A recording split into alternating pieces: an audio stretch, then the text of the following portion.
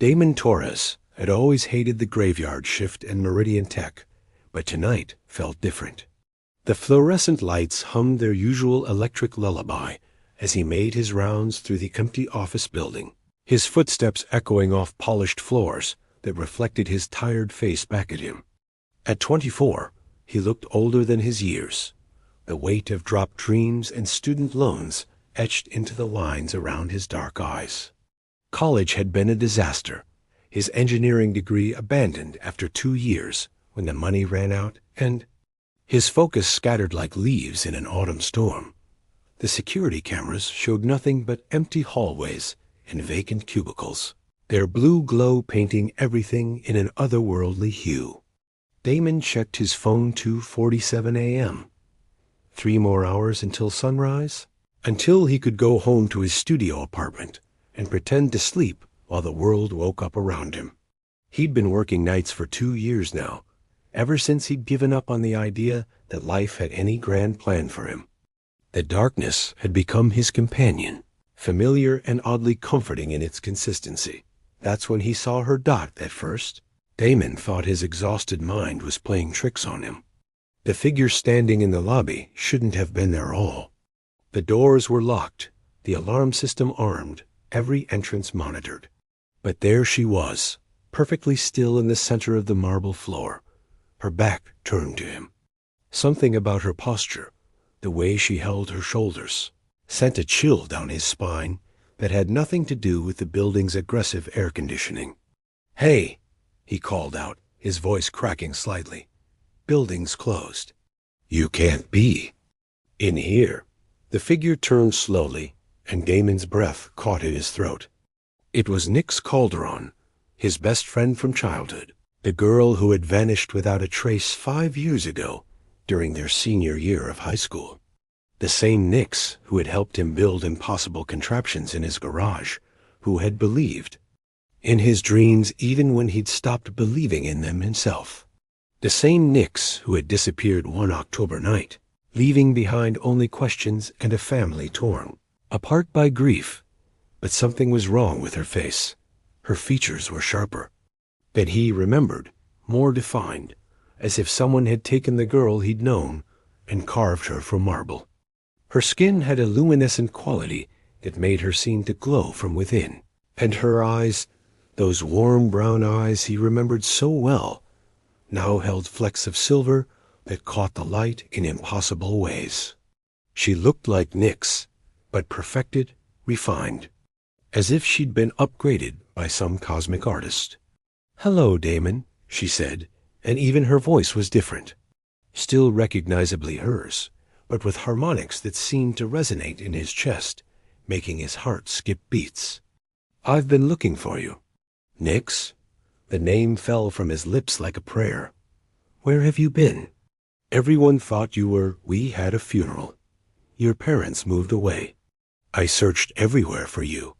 She stepped closer, and he noticed she moved with an unnatural grace, as if gravity affected her differently than it did everyone else.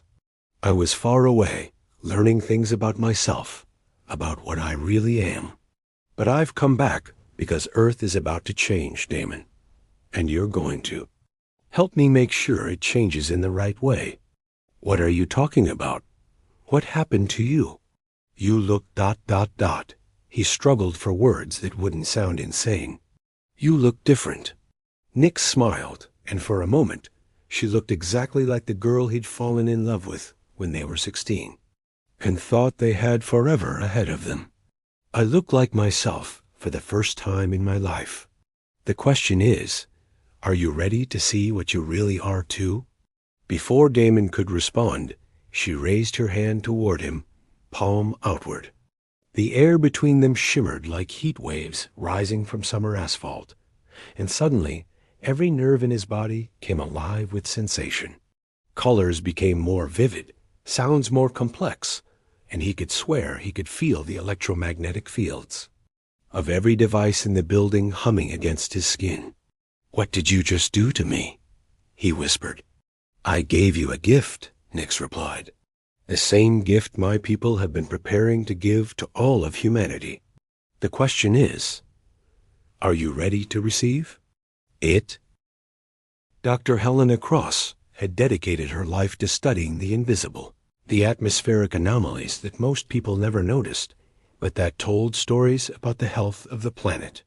From her laboratory at the Pacific Climate Research Institute, she monitored electromagnetic disturbances, solar radiation patterns, and the subtle chemical changes in Earth's upper atmosphere that could signal everything from solar storms to volcanic eruptions.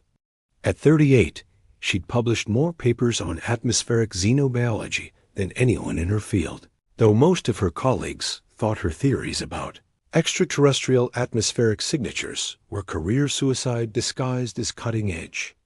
Science. That changed the morning. Her instruments detected something impossible.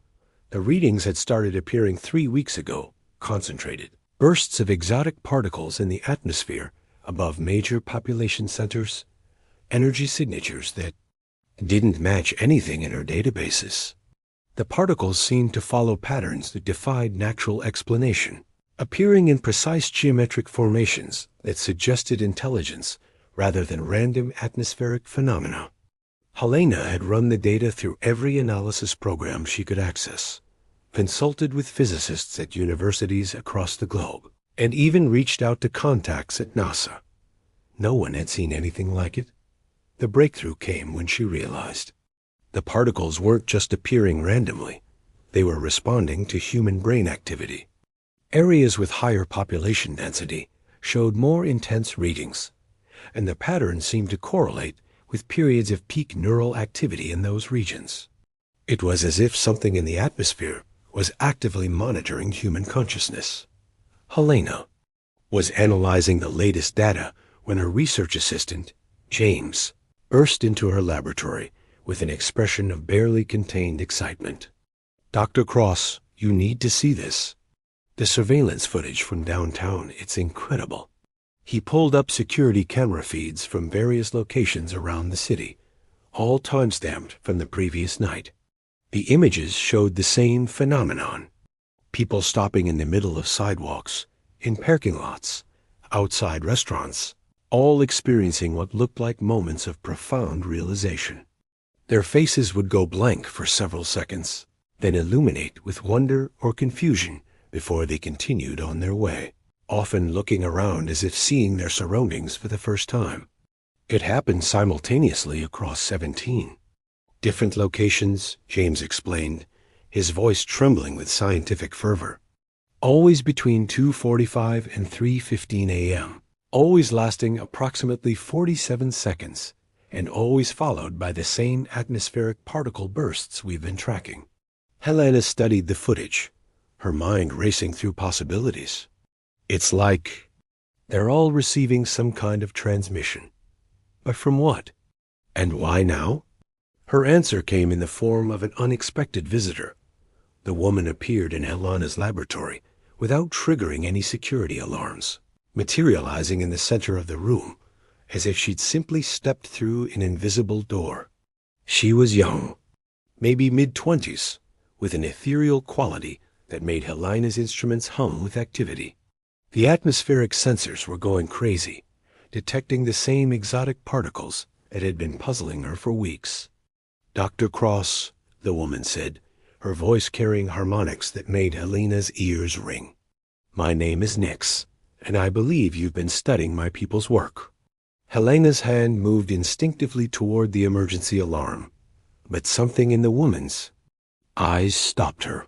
They held a depth of knowledge that seemed impossible for someone so young, and a sadness that spoke of experiences no human should have to bear. "Your people?" Helena managed to say. "We've been preparing your species for contact for decades, introducing trace elements into your atmosphere, subtly enhancing human neural pathways to make them more receptive to expanded consciousness. What you've been detecting is the final phase, the awakening process." Nix stepped closer to Helena's monitoring equipment, and the readings spiked dramatically. "I was born here, raised as human, but I'm not entirely human anymore. Neither are the others who were taken and prepared like I was. We're hybrids, bridges between your species and mine. Others? Helena's scientific mind was struggling to process information that challenged everything she thought she knew about reality. 17 of us have returned to major population centers around the globe. Each of us carries within our genetic structure the keys to human evolution, the ability to unlock dormant potentials in human consciousness that will allow your species to join the galactic community. Helena stared at the data streaming across her monitors, finally understanding what she was seeing. The atmospheric particles, they're not just monitoring human brain activity. They're changing it, enhancing it, Nix corrected gently. Preparing it for what comes next. But the process needs to be voluntary. Forced evolution creates chaos, not growth. That's why we're here to help humans choose their own path forward. And if they refuse? Nix's expression grew grave. Then they'll remain as they are while the rest of their species evolves beyond them. The gap between the enhanced and unenhanced will become unbridgeable within a single generation. Helena looked at her life's work, at decades of research that had just been redefined in a single conversation. What do you need from me? Help. You make sure the choice is truly informed, Nix replied. Help us show humanity what they're capable of becoming. Marcus Webb had built his reputation on being the conspiracy theorist who was occasionally right. His blog, Hidden Frequencies, attracted millions of readers who shared his conviction that the truth was always more interesting than the official story. From his cluttered apartment filled with radio equipment, satellite feeds, and walls covered in photographs connected by red string, Marcus monitored government communications, tracked unusual aircraft, and documented the patterns that most people preferred to ignore. But nothing had prepared him for the story that was about to fall into his lap. Started with the testimonials. Over the past week, his inbox had been flooded with messages from readers claiming to have experienced sudden, inexplicable moments of expanded consciousness. A truck driver in Nebraska described seeing colors that had no names. A teacher in Oregon wrote about understanding mathematical concepts that had previously been beyond her comprehension. A mechanic in Florida insisted he could now sense the electromagnetic fields of the engines he worked on. At first, Marcus dismissed them as the usual collection of attention seekers and mentally unstable individuals who gravitated toward conspiracy theories. But the sheer volume was unprecedented, and the consistency of their descriptions was troubling. They all reported the same timeline experiences, beginning approximately 3 weeks ago, and the same aftermath. A sense that reality had fundamentally shifted around them. The breakthrough came when Marcus cross-referenced the testimonial locations with recent atmospheric disturbance reports from Dr. Helena Cross's research team. The correlation was undeniable. Every person who had contacted him lived within 50 miles of one of the atmospheric anomaly sites. Marcus was deep in analysis when his surveillance equipment detected an intruder approaching his apartment building. The figure moved with unusual coordination, avoiding security cameras with precision that suggested either professional training or superhuman awareness. Marcus grabbed his emergency kit, a backpack containing encrypted hard drives, untraceable phones, and enough cash to disappear for months, and prepared to run. He never got the chance. The woman entered his apartment through the locked front door, passing through it as if it were made of mist rather than solid wood. She was young, beautiful, and radiated an energy that made Marcus's radio equipment crackle with interference. Marcus Webb, she said, her voice layered with harmonics that seemed to come from multiple sources simultaneously. The man who sees patterns where others see chaos. I need your help. You're one of them, Marcus said, surprised by his own calmness. One of the enhanced humans Dr. Cross has been studying. You've been researching us, Nix observed, and Marcus noticed that when she spoke, his radio equipment synchronized its static into musical patterns. What have you concluded? Marcus gestured to the walls of his apartment, covered in photographs, documents, and diagrams that mapped out 3 weeks of increasingly bizarre phenomena. 17 individuals have returned to Earth after disappearing over the past decade. Each has taken up residence in a major population center. Each is surrounded by atmospheric anomalies that correlate with reports of spontaneous consciousness expansion in nearby humans. He pulled out a tablet displaying a world map dotted with red markers. The pattern suggests a coordinated effort to systematically alter human consciousness on a global scale.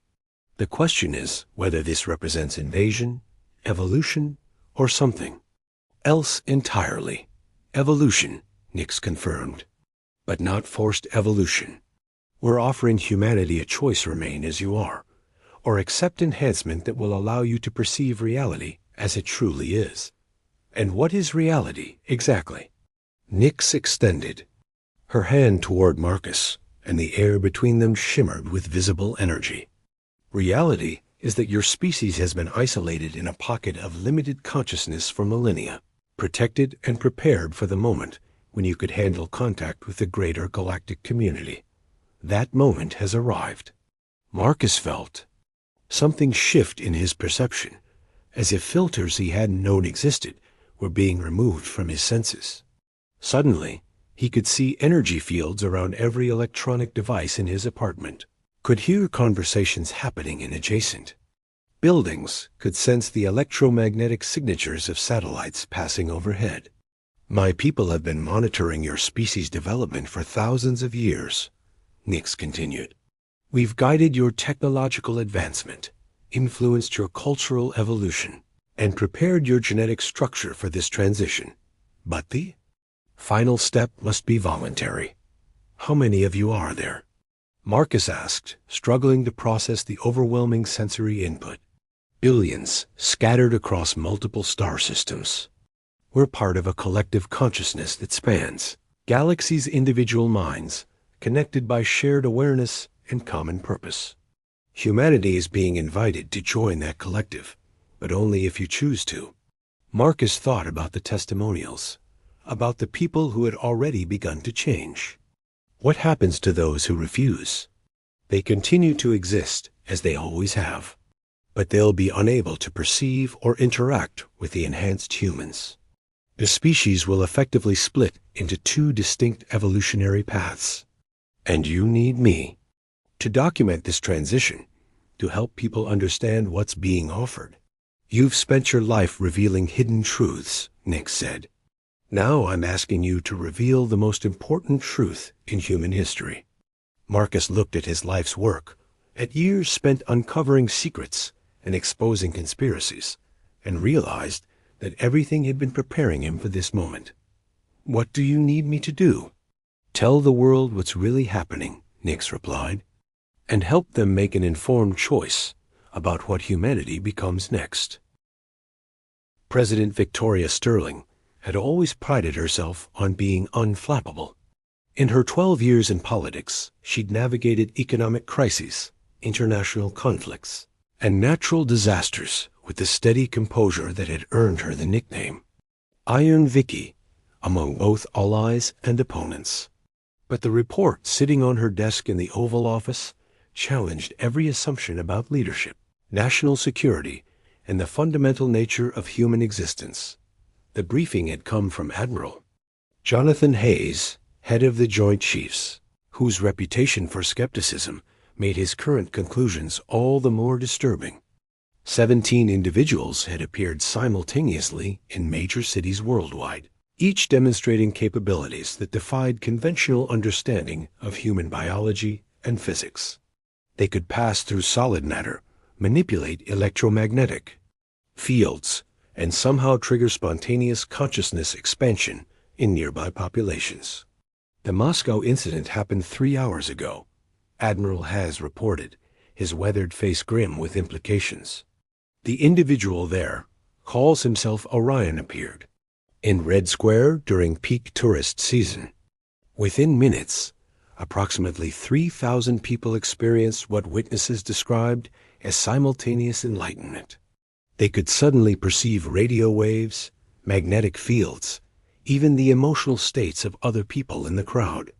President Sterling studied the satellite footage, showing crowds of people standing in perfect stillness, their faces turned skyward in expressions of wonder and terror.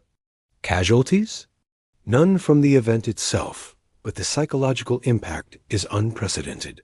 Hospital emergency rooms worldwide are overwhelmed with people claiming they can now see through walls, read minds, or communicate telepathically. Most are dismissed as mass hysteria, but the consistency of reports suggests something genuinely anomalous is occurring. The president's secure phone buzzed with an encrypted message from the CDC. Similar incidents were being reported in London, Tokyo, Sydney, and 13 other major cities. The pattern was undeniable and clearly coordinated. Have we made contact with any of these individuals? That's where it gets complicated, Madam President. The one in New York, she calls herself Nix, requested a meeting with you specifically. She claims to represent what she calls the collective and says humanity is being offered membership in a galactic community. President Sterling had been briefed on numerous contingency plans for first contact scenarios, but none had prepared her for visitors who looked human and claimed to be offering evolutionary upgrades. Where is she now? Here, said a voice from behind her. Both the president and Admiral Hayes spun around to find a young woman standing in the center of the Oval Office. The Secret Service hadn't triggered any alarms. The reinforced doors remained locked, and every sensor in the room registered normal readings despite the obvious impossibility of her presence. Madam President, Nix said, her voice carrying harmonics that made the air itself seem to vibrate with meaning. Thank you for seeing me. How did you? Admiral Hayes began, his hand moving instinctively toward his sidearm. I exist partially. Outside your dimensional framework, Nix explained calmly. Physical barriers are less relevant to my current state of being. But I haven't come to demonstrate superiority. I've come to offer partnership. President Sterling forced herself to project the same calm authority that had carried her through countless crises. You're claiming to represent a galactic civilization. I'm representing an opportunity for humanity to join a community of consciousness that spans multiple galaxies and thousands of species. Your people call us aliens, but we're more accurately described as your evolutionary descendants, what humans become when they accept enhancement of their neural and genetic structure. Nix gestured, and the air in the room filled with translucent images. Vast cities that seemed to grow like living organisms. Beings of various forms working together on projects that defied comprehension. Networks of light connecting star systems. Across impossible distances. For millennia, we've been preparing Earth for this moment. The 17 of us who have returned were taken as children, enhanced and trained to serve as bridges between our civilizations. We are here to facilitate humanity's choice about its evolutionary path. And if we refuse? President Sterling asked. Then you continue as you are, while others accept enhancement and gradually develop capabilities that will make communication between enhanced and unenhanced humans impossible. Your species will split into two distinct evolutionary branches within a single generation. Admiral Hayes stepped forward, his military training overriding diplomatic protocols. This could be seen as an invasion disguised as an invitation. It could, Nix acknowledged, which is why the process must be entirely voluntary. No one will be forced to accept enhancement, but those who choose it will gain access to technologies, knowledge, and forms of consciousness that will allow them to explore the galaxy and contribute to projects that span millennia. President Sterling considered the implications. How much time do we have to decide? The enhancement process has already begun for those who are ready, but humanity as a whole has approximately 6 months before the window of opportunity closes. After that, the enhanced individuals will join the collective permanently, and contact with unenhanced humans will become impossible. What do you need from us? Help us ensure the choice is truly informed. Share the truth with your people. Allow them to see what enhancement offers, and let them decide individually whether to accept or refuse. President Sterling looked at Admiral Hayes, then back at Nix. In 12 years of politics, she'd never faced a decision with stakes this enormous. What happens to Earth if most humans choose enhancement? Earth becomes part of the galactic community, a member world with access to technologies that will solve your environmental crises, eliminate scarcity, and allow your people to explore the universe. What happens if most refuse enhancement? Then Earth remains as it is, and the enhanced individuals become humanity's representatives in the collective, ensuring that your species' interests are protected even if most humans choose to remain unaware of the greater universe. President Sterling realized she was making a decision that would determine the future of human civilization. What do we do first? Prepare your people for the truth, Nix replied, and prepare yourselves for the most important choice in human history. 6 months had passed since Nix first appeared in Damon's security office, and the world had transformed in ways no one could have predicted. The choice offered to humanity: accept enhancement and join the galactic collective, or remain unchanged, and watch as a new branch of human evolution left Earth behind, had fractured society along lines deeper than politics, religion, or nationality. Damon stood in what had once been Central Park, now converted into a massive gathering space where the enhanced and unenhanced could still communicate during the final days before the permanent separation. Around him, thousands of people wrestled with the most profound decision any species had ever faced. The enhanced moved through the crowd with fluid grace, their skin glowing softly with bioluminescent patterns that reflected their emotional states, their eyes holding depths of knowledge that seemed to contain entire universes. The unenhanced watched them with mixtures of wonder, fear, and stubborn determination to remain human as they understood the term. Helena Cross had been among the first to accept enhancement, her scientific curiosity overcoming her natural caution. She now served as a translator between the two groups. Her consciousness expanded to perceive dimensions of reality that had previously been invisible. "The fear is understandable," she explained to a gathered crowd, her voice carrying harmonic frequencies that conveyed meaning beyond words. "But enhancement doesn't erase who you are. It reveals who you've always had the potential to become." Marcus Webb had documented every stage of the transition, his blog becoming the primary source of information for those trying to understand their options. His own enhancement had amplified his ability to detect patterns and connections, allowing him to perceive the vast network of consciousness that connected enhanced individuals across the globe. "It's not about becoming something other than human," he wrote in his final post to the unenhanced world. "It's about becoming fully human for the first time." President Sterling had made the agonizing decision to remain unenhanced, believing that someone needed to represent the interests of traditional humanity in whatever came next. She stood now in the United Nations building, addressing the mixed assembly of enhanced and unenhanced representatives from around the world. "We've learned that the choice itself was the test," she announced. "Not whether we chose enhancement or chose to remain unchanged, but whether we could face an impossible decision with wisdom, courage, and respect for those who chose differently." The statistics had stabilized over the past month.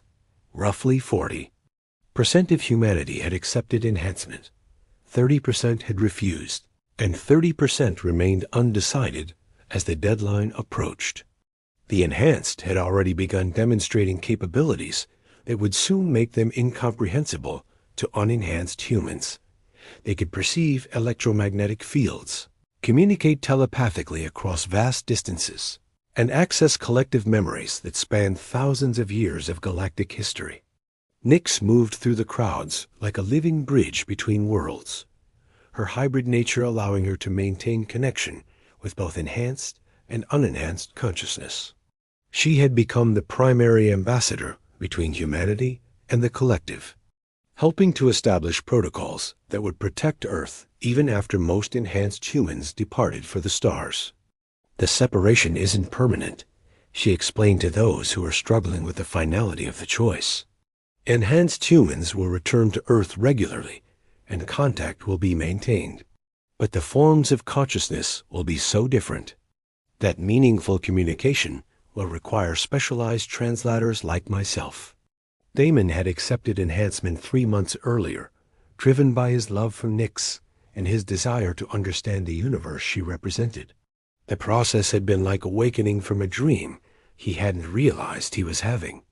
Colors became spectrums of energy, sounds became mathematical relationships, and his awareness expanded to encompass the electromagnetic signatures of every living thing around him. But the most profound change was the connection to the collective itself, a network of consciousness that spanned galaxies and included billions of beings, each contributing their unique perspective to a shared pool of knowledge and experience. Through that connection, Damon could access memories and insights from civilizations thousands of years older than humanity, could perceive the elegant mathematics underlying reality itself, and could contribute his own distinctly human perspective to problems that had challenged the collective for millennia.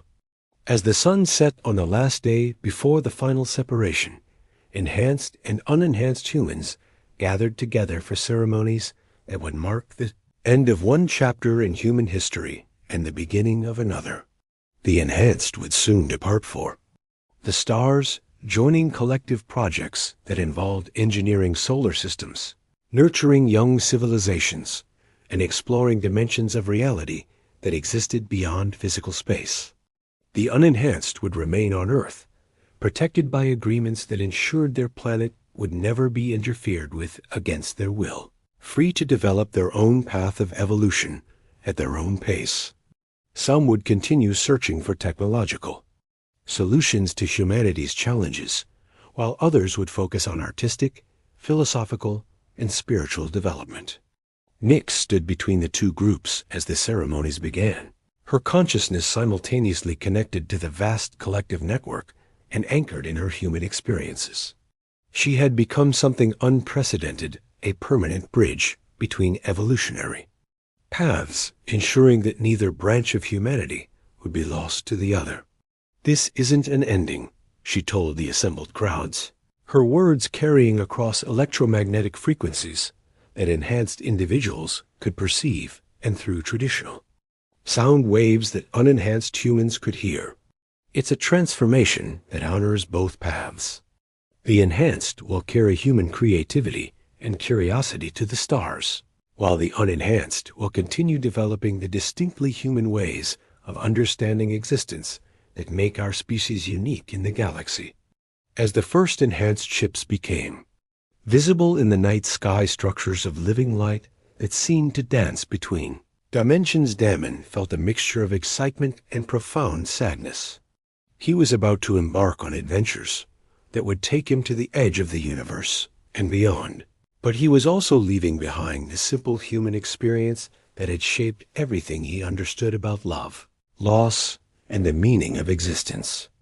The choice had been made, and humanity would never be the same. But perhaps Nyx reflected as she watched both groups of humans celebrate their respective futures. That had always been the point. Evolution wasn't about becoming something other than what you were. It was about becoming everything you had the potential to be. The stars awaited those ready to embrace them, while Earth remained home to those who chose to find infinity in nice, more familiar territory. Both paths led toward growth, understanding, and the continuation of the human story in forms that honored what humanity had been while embracing what it could become.